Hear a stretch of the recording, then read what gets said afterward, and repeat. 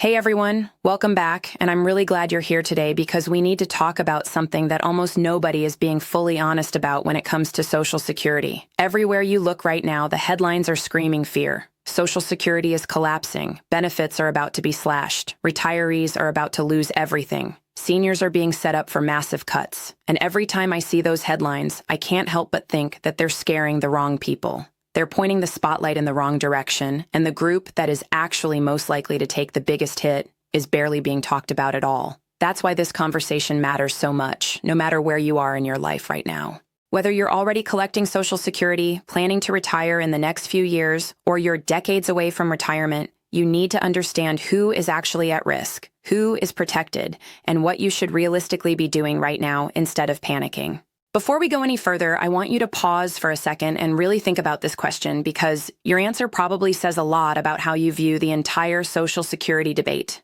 Who do you honestly believe is going to face benefit cuts or major restrictions? Is it seniors who are already receiving checks right now?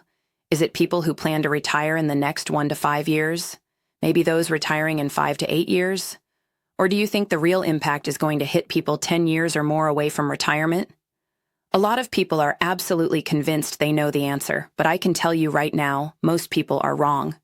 And that misunderstanding is creating unnecessary fear for some people, while leaving others dangerously unprepared. I've spent a long time closely following Social Security, retirement benefits, and all of the policy discussions that go on behind the scenes. I look at the headlines just like you do, but I also look at the details, the numbers, the historical patterns, and the political realities that rarely make it into viral articles or dramatic news clips. My goal here is simple. I want to cut through the noise, strip away the fear-based messaging, and give you a clear, realistic picture of what's actually likely to happen, not what gets the most clicks or views. So let's start with the biggest truth that almost never gets said loudly enough. People who are currently receiving Social Security benefits right now are, by far, the most protected group in this entire system. That might sound shocking if all you've seen are panic-filled headlines, but when you understand how Social Security works and how political decision-making really functions, this starts to make a lot of sense. Current beneficiaries are not the primary target for major benefit cuts, and there are very real reasons for that. The group that is most likely to feel the biggest impact from future Social Security changes is not today's seniors. It's not even people who are about to retire in the next few years. The group that is most exposed is people who were born roughly around 1970 and later. In practical terms, that means people in their mid-40s and younger right now. That includes people in their 40s, 30s, and 20s. It even includes people who haven't started their careers yet. This is the group that is most likely to see major structural changes to Social Security over time, and I'm part of that group myself. You've probably heard people from younger generations say things like, Social Security won't even exist when I retire, or there's no way I'm ever seeing a Social Security check. I don't actually believe the program is going to completely disappear. Social Security has been around for nearly 90 years, and it has survived wars, recessions, depressions, political crises, and massive demographic shifts. It's not just going to vanish overnight. But at the same time, I would not be shocked at all if Social Security looks very different for younger generations compared to what today's seniors receive. One of the most likely changes, and this is something policymakers openly talk about, is pushing the full retirement age further out. Right now, for most people, the full retirement age is 67, but there's nothing magical about that number. It has already been pushed back before, and it can absolutely be pushed back again. In the future, we could easily see the full retirement age move to 68, 69, or even 70. And looking further ahead, it would not surprise me at all if future generations are told their full retirement age is 72, 73, or even higher. That's not fear-mongering. That's simply acknowledging how governments historically deal with long-term funding pressures. Now here's the key difference between younger generations and current seniors. Younger people have time. Time is a massive advantage, even though it doesn't always feel like it. If you're in your 30s or 40s right now, you potentially have 20, 25, or even 30 years to adjust your plans. That's very different from someone who is already retired or about to retire in the next couple of years. Cutting benefits for people who are already dependent on Social Security would be devastating, not just financially, but politically and socially as well. This is why current seniors and near-term retirees are so protected. Social Security is not just a financial program, it's a political reality. Every single day, more than 11,000 people become eligible for Social Security benefits. That's hundreds of thousands of new beneficiaries every single month and millions every single year. Do you honestly believe that lawmakers are going to look at that reality and say, sorry, we're shutting it all down? That's simply not how this works. Social Security operates like a massive ongoing system that processes applications, collects payroll taxes, pays out retirement benefits, pays disability benefits, and supports survivors. It has been doing this consistently for decades. Every year, the system grows larger because more people enter it. Yes, there are financial challenges ahead. Yes, there are demographic pressures.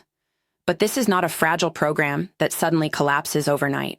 Every few years, we see reports warning about potential insolvency dates. You've probably seen headlines saying Social Security could run out of money in 7 years, 8 years, 9 years, or 10 years. What those headlines rarely explain is what insolvency actually means. It does not mean checks stop being sent. It does not mean the system disappears. It means that if nothing changes at all, the program would only be able to pay a portion of scheduled benefits using incoming tax revenue. That's a very different scenario than the panic headlines suggest. Historically, when Social Security has faced funding challenges, lawmakers have waited until the pressure becomes unavoidable and then stepped in with changes. They don't act early, they don't act calmly, they wait until the clock is almost at zero. That's how it has always worked, and there is absolutely no reason to believe this time will be different. In fact, if I had to make an educated guess, I would say it's very possible that nothing significant happens until we are within 2 years or less of a serious funding deadline. That could mean the early 2030s before real action is taken. Until then, there will be a lot of talk, a lot of reports, and a lot of scary headlines, but very little actual change. So what happens when they finally do act? Realistically, it will probably be a combination of several things. First, pushing out the full retirement age for younger workers. This is one of the least politically painful options because it doesn't immediately hurt current seniors. Second, modest tax increases, either by raising the payroll tax rate slightly or by increasing the income cap on taxable earnings. Third, and this is something people don't like to talk about, there is always the possibility of financial engineering, including large injections of money into the trust fund. If you've been paying attention over the past few years, you know that governments are not afraid to create money when they feel it's necessary. We saw trillions of dollars created and injected into the economy in a very short period of time. And while that may solve short-term problems, it always comes with long-term consequences, especially inflation. When large amounts of money are created, the value of each dollar decreases. You may still have the same number of dollars in your pocket, but what those dollars can buy goes down. We saw this very clearly after massive money creation in recent years. Prices rose, grocery bills increased, rent went up, and everyday expenses became harder to manage. This is one of the hidden costs of solving problems by printing money. Now let me be very clear about something, because this is where a lot of fear needs to be put to rest. If you are already receiving Social Security benefits, or if you are planning to retire within the next 5 to 7 years, you are very likely in the safest position. It is extremely unlikely that your benefits will be dramatically cut. The political fallout from doing that would be enormous, and policymakers know it. The real burden of long-term changes is far more likely to fall on younger workers. That may sound unfair, but from a policy standpoint, it's how these systems are typically adjusted. Younger people are told, you have time to plan. And whether we like it or not, that's the reality. Personally, I don't have a problem with protecting current seniors. If I'm being honest, I think that's the right thing to do. People who have worked their entire lives and are now dependent on Social Security should not suddenly have the rug pulled out from under them. That would be incredibly harmful and irresponsible. On the other hand, if younger generations are given clear warning decades in advance, they have the opportunity to adapt. And that's really the key takeaway here. If you're in your 30s or 40s, this conversation is not meant to scare you. It's meant to wake you up. You should not be assuming that Social Security alone will be enough to support you in retirement. That was a risky assumption even in the past, and it's even riskier now. The first thing you need to do if you're in a younger age group is stop panicking.